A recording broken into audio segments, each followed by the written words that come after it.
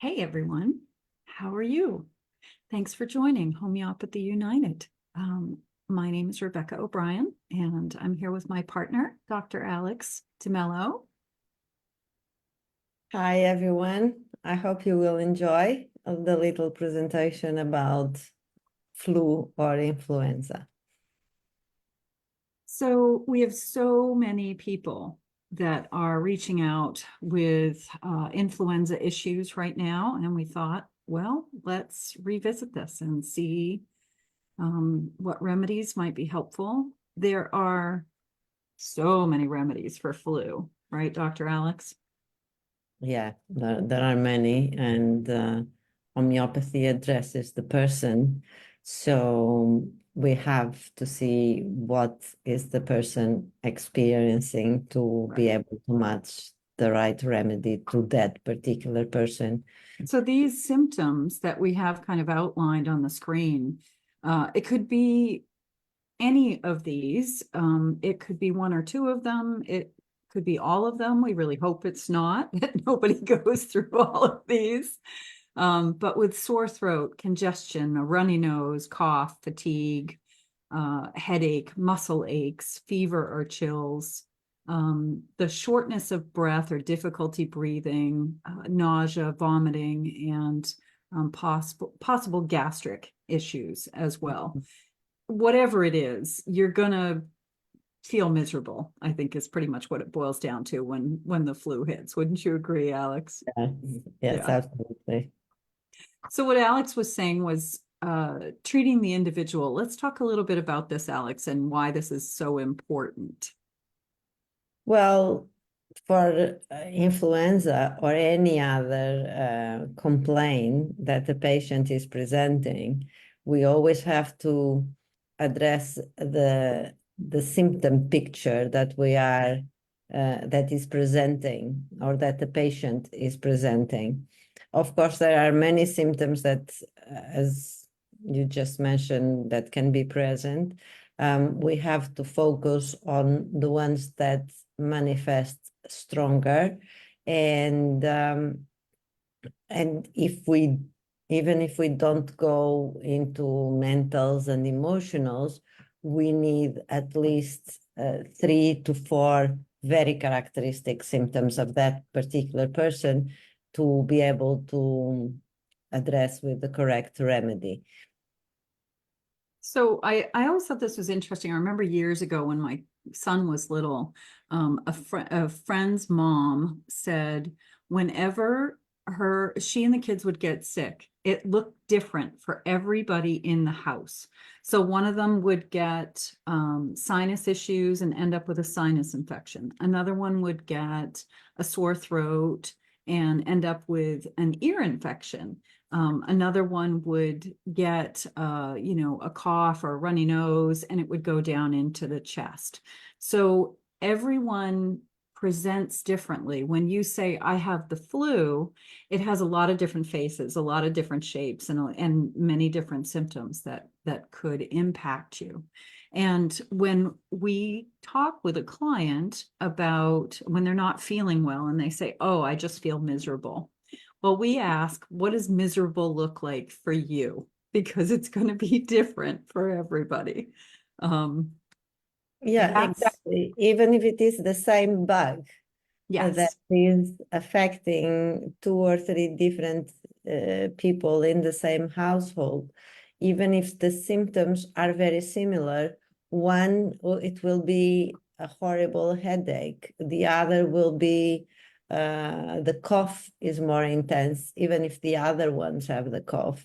So basically, when we're looking at it into an acute circumstance, which is this one, a flu is considered an acute condition, we say that we need at least a 3-legged stool. So a chair or a stool, in order to stand, it needs at least 3 legs. Right. The more the legs, the better, the more stability, the higher the probabilities to get the well-indicated remedy. And also we need to look at what is really peculiar. if you have a high fever and you are very thirsty, that is quite normal. And then that will point to a lot of remedies. Now, if you have a high fever, but you are thirstless and you don't care about drinking, that is much more rare, that is much more peculiar, and that would stand out, and it will narrow down as well for us the choice of remedies. And just today, taking a case for a younger person that is battling the flu, when I saw a picture of them, they were completely wrapped up, like in a cocoon of their blanket.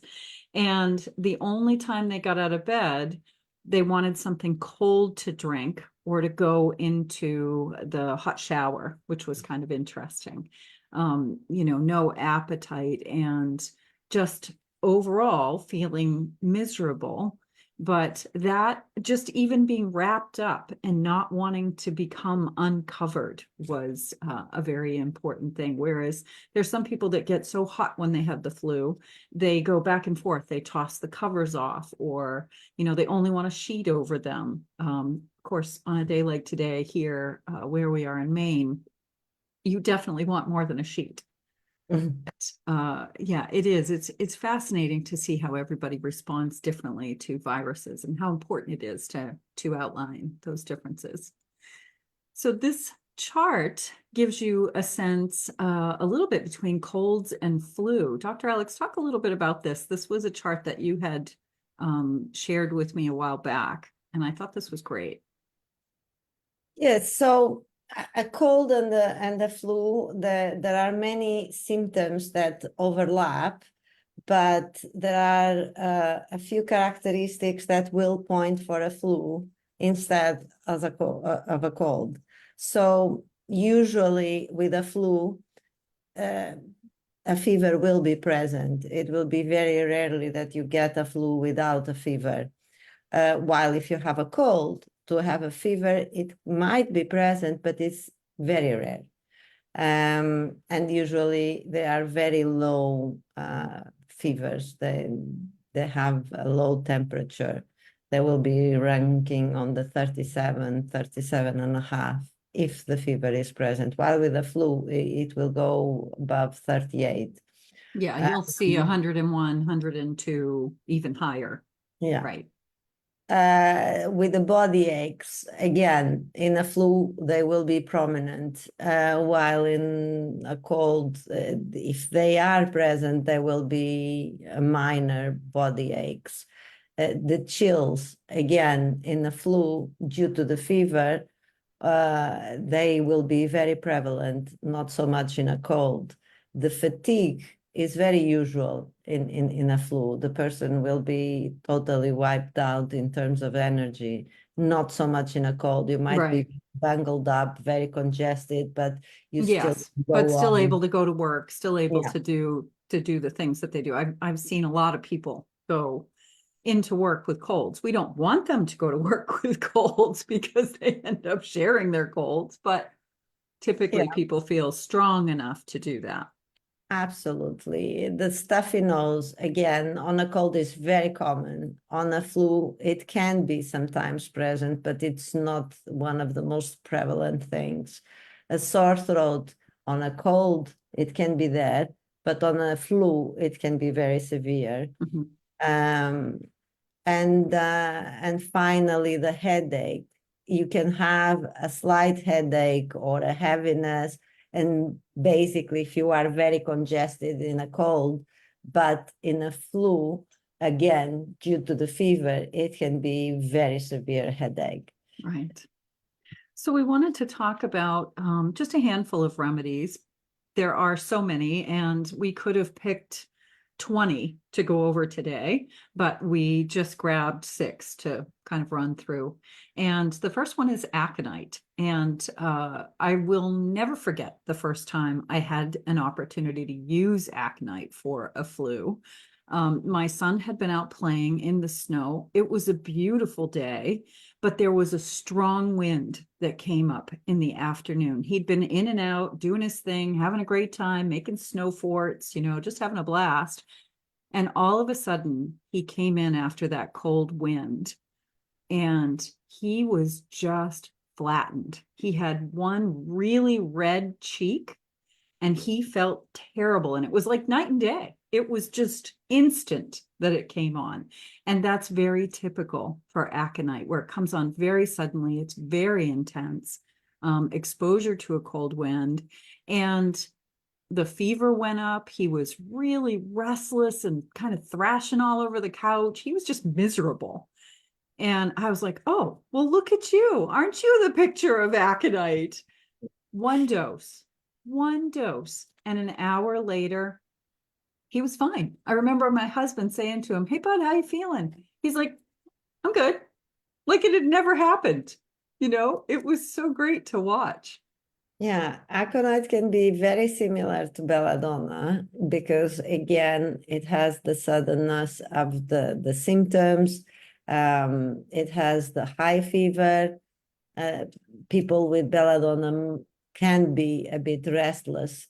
The main difference is usually that belladonna will have dilated pupils, while with aconite, the pupils actually are smaller. And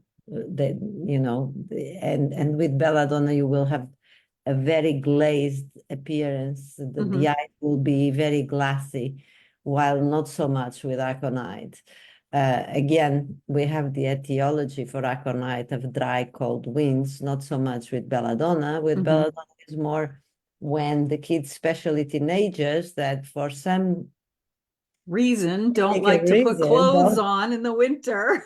They go out with a wet hair. They wash their heads and then they go out with a wet hair because if they blow dry it, I don't know, they don't look so beautiful. So, and many times a flu can come after a haircut, or they take a hot shower, they don't dry well their hair, and they go out with a hot head, and then they catch a severe cold. And it can come on very rapidly, like aconite. Absolutely. So the next remedy is bryonia. And bryonia has a very distinct headache. The thing that always stuck in my head, which is kind of a funny statement to make, is that it feels like a knife, not a knife, but a nail or a rod going into the left temple and sometimes going across. I remember the first time I got very, very sick and needed bryonia, and that's precisely what I felt. And bending forward, moving your eyes, any kind of motion with a headache is incredibly painful. The head colds can actually move quickly down into the chest, and you can have body aches and stitching pains. Stitching is like stabbing? Is that? No, It's not. It's like a different. needle, Like a needle. Yeah, when you are sewing, so it's stitching pains that come and go. Okay. Like when the other thing that it's important to mention is that bryonia usually is not called immediately when you get a flu. Usually with bryonia, people will start with a cold, and then it's when we say that the cold descends into the chest. Into the chest, right. So they might have at the beginning, a cough, but it's a very light cough, is coming more from the upper respiratory system. And then as they get sicker and sicker, the cough descends deep into the chest, and it will be very painful. And usually they will try to hold their chest because, as you very well said, that any kind of movement aggravates. It's very painful. Yes. So when you cough, even if you don't want to move, there is the movement of the cough. And so normally the patient will even hold the chest when they are coughing, right, because it is very painful, and they will be also very, very thirsty, you know. Yes, Will yes, the want to drink dryness. the river. The dryness is fascinating with Bryonia. It it's everything. It's eyes, your mouth, your skin, your lips. Everything feels really dry, and you just want to drink lots of cold water. And you tend to be pretty cranky too.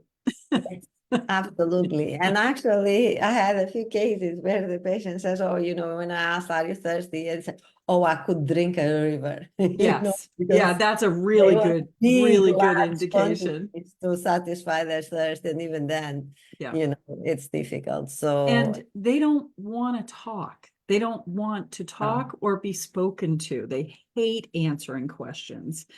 So Bryonia is usually pretty easy to pick out, I guess would be a good way to say it. They really do want to be left alone, and they can be really impossible to please. yeah, they don't want to be interfered with. No, Even if you go, "Oh, would you like a soup?" And then, yeah, you no, know, go get away. away. Don't talk to me. Exactly. The next remedy is Eupatorium, and I've always found this remedy fascinating, and it was great. I got to connect with this plant this summer when I was in herb school as well. And there's pain deep in the bones. And I had a case of this early on in the flu season. My client had fever and chills. They were really thirsty, again, drinking a river. But all of a sudden, they drink and then they felt really nauseous. And they were like, oh, this is going to come back.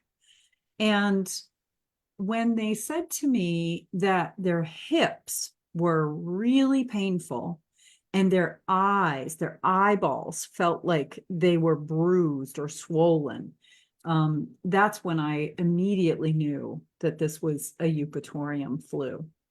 Yeah, the pain usually goes behind the eyes, and if they vomit, they will vomit bile. Oh, interesting. Okay. Well, I don't think it ever got to that place with this particular client because, none of us like to vomit. So we do whatever we possibly can not to. So I think at that point they probably switched over to like warm tea or something. So they weren't drinking things that were cold. But I know that there was a lot of tossing and turning with this particular case, and the restlessness. They don't feel better. There's no relief for the pain, um, even though they toss and turn. Sometimes when you're in bed, if you shift positions, you feel better. With this one, your bones still ache. There's an ache that really sets in. Yeah, the pain is deep-seated into the Yes, bone. It's not a muscular pain, right. it's a bone pain. And this plant is actually called, the common name is bone set, which is kind of interesting. So it is about aching in the bones. And this remedy is very well known for being indicated in flu epidemics. Though I'm not certain that that's been the case with this particular season that we're seeing. I haven't seen any cases of the Eupatorium since that one early on in the season, but it was very, very clear. So the next remedy is Gelsemium, and the three words that stand out are dull, dizzy, and what's the third one? Is it daft, or I'm trying to remember. Well, they're very weak and they're very dazed. They have a dazed look. Yes. So they just want to sleep, even if they not necessarily that they will sleep, but they want to be in bed and pretend to sleep. Yes. Kind And of thing. the ability to think through anything. If you get a Gelsemium flu, you couldn't possibly think about how to treat yourself because you're so wiped out. You're so dull. Your brain is just kind of shut off. There's no concentration there at all. The eyelids feel really heavy. You can barely keep your eyes open. And you do want to be left alone because you're just so exhausted, and everything that you do takes so much effort just to move your body. Exactly. So the main characteristic symptoms is they are totally thirstless. So if the patient has thirst, Gelsemium is definitely will not apply. Mhm. They will be very chilly and they can tremble and shake with the shivers. And the dazed sleepiness appearance, at least of the picture. So very weak, very exhausted, and thirstless and wanting to be in a sleepy, dazed state all the Yeah, time. and the headache being at the back of the head, I always thought that was fascinating. It feels like it starts at the back of the head and it can come up and over Yeah. with Like gelsemium. silica. It's a very Yes. characteristic symptom of silica Yeah. as well. Yeah. So definitely a good remedy to have in your kit. The next one is Lycopodium. And I've actually used this quite a bit for influenza. There is a sore throat, better with warm drinks. They tend to get really bloated and gassy. And there is a sinus congestion and they can't hear. Their ears get really blocked, especially the right side. There can be violent spasmodic fits of coughing. And it's really tough to get it to come out. Like it's here and you're coughing and coughing and coughing, but it doesn't want to come out. You can't seem to cough enough or, hard enough to get it to move. There's a rawness in the chest after the coughing, probably because you're trying to get out whatever is stuck in there Right. so bad, and a tightness with difficulty of breathing. Um, they do tend to be chilly. They are definitely worse in a stuffy room, and they're better with cool air. So they'll want to crack the window open. Doesn't matter if it's January and freezing cold out. They want fresh air. That helps them to breathe much better. And you definitely see them getting worse between 4 and 8 o'clock. It can be 4 a.m. to 8 a.m. or 4 p.m. to 8 p.m., but it's usually within that window with Lycopodium. Yeah, and this is the time where the fever spikes, Yes. and the fever might not be there all day, but between 4 and 8, it All of will. a sudden, there it is. Yeah, Yeah, yeah. And it can definitely spike too. I've seen a fever go up quite high with Lycopodium. And they're just miserable. But I think anybody with the flu is miserable. So the next remedy, our final remedy today, is pulsatilla. again, pulsatilla is very much like bryonia. It's not a remedy that you will get the flu and the flus do not come suddenly. Again, like bryonia can start with a cold and then turn into a flu. There is a lot of changeability of symptoms. Even with the discharge of the nose, or if there is a cough with phlegm, with the expectoration, it can go from white to yellow to green in a few days. And like Gelsemium, they are not thirsty at all. So even if they have a high fever, they don't want to drink. The nose is running on open air and is blocked inside of the house. So this also applies to colds where people are very bundled up inside of the house. And then when they go outside, they actually feel better, although the nose will run much more. But I think because it's running, maybe it's, opens and the person feels generally much better. So everything gets worse inside of the house and better when they are in open, fresh air. And they are in need of a lot of company and sympathy. It's a remedy, but you see it in children that normally they are fine, independent, they can play by themselves, and the moment they get sick, they become like a leech on your body. You can't do anything. Yeah, they don't want to Glued. be separated from Oh. you because they feel so terrible. They just want to be carried around, or Yeah. they want to be up against you or leaning on you or On touching your you. lap continuously. Yeah. Yeah, there is a lot of clinginess in Yeah. this remedy. And one of the other things about pulsatilla that became very apparent in a case that I had last year was they need to be propped up when they're sleeping, when they're sitting. They don't like to lay flat. They're much better if they have a pile of pillows under them so that they're, you know, kind of at an angle.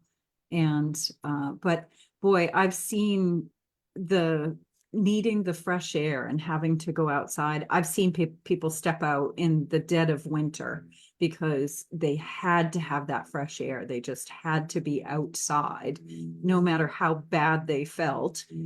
As soon as they stepped outside, they felt better. Yes, in terms of being propped up, it's very much like antimonium tart. You will see the child in the lap of the mom holding almost on her chest so that they are upright.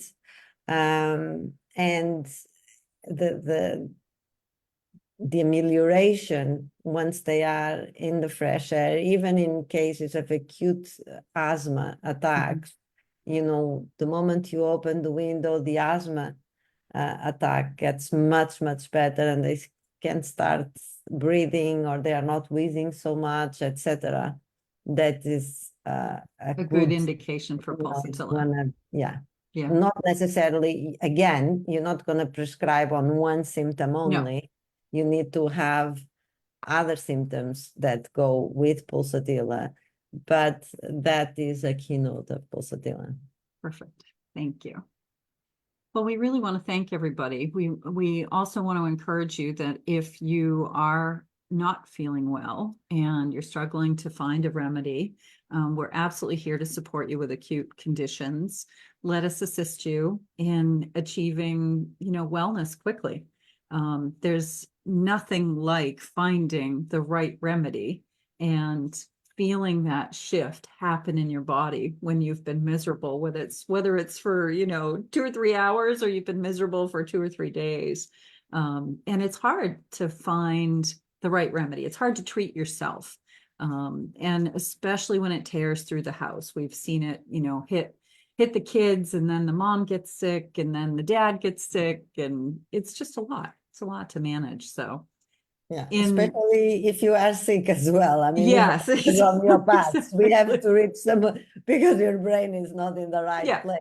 Yeah, no, you So, need support too. So by all means, reach out. And with that in mind, Dr. Alex and I have committed to Fridays from 11 a.m. to 1 p.m. Eastern Standard Time, or 4 p.m. to 6 p.m. in London time. And we're offering 30-minute acute appointments for half price. We're now doing just on Fridays for these couple of hours. There are 4 appointments every Friday. It's a first come, first serve. You can visit our booking page on Setmore and book the appointment, and we will connect with you on Zoom or by phone, whichever works best for you. But we're wanting to make homeopathy accessible for everybody. And obviously, it doesn't have to be for flu, and it doesn't have to be for you or your children. We also do consultations for animals too. So, Dr. Alex, please share with us a little bit about the difference between an acute and chronic, because we talked about this the other day. so an acute situation is when the symptoms come suddenly. They are usually quite intense, and they resolve within a matter of, it can go from a week to 2 weeks, maximum 3 weeks. If you have pains and aches that are present for more than 3 weeks, then it doesn't classify anymore as an acute. Even, for instance, with COVID, that is a viral flu, influenza. And while you get the flu symptoms, yes, it is an acute, Mhm. but there are many cases that we call the lungs Long COVID. or syndrome COVID, where you have the flu or the infection got Mhm. resolved, but then you get the Other lingering symptoms that that are doesn't hanging go on. away for more than a month or for months, Right. or any other symptoms. So an acute comes quickly, symptoms are intense, and usually it resolves by itself. Even if So, you don't do anything about it, right. usually over And a period that's of 2 weeks, you get better. And that's why we've carved out that time on Fridays for people and animals, if they have animals that they want to connect with us about for a 30-minute acute. So if you have any questions, as always, please reach out to us. Those of you who follow us on the farm animal page, Farm Animals and Homeopathy. We also have skin conditions, eczema and homeopathy. And of course, our primary page, which is where you found us today on Homeopathy United. There are lots of different ways to reach us. And we hope that everybody is well. And if you're not, then please be in touch and we'd be happy to help. Thanks, Dr. Alex, for sharing all of your wisdom. It's wonderful to spend some time with you online. It's teamwork. Thank you, And we'll see Rebecca, you, for everything. and we'll see everybody For hard work. in a couple of weeks and hopefully hear from you when you're not feeling Yes. well and you need a little bit of support. Bye. Bye.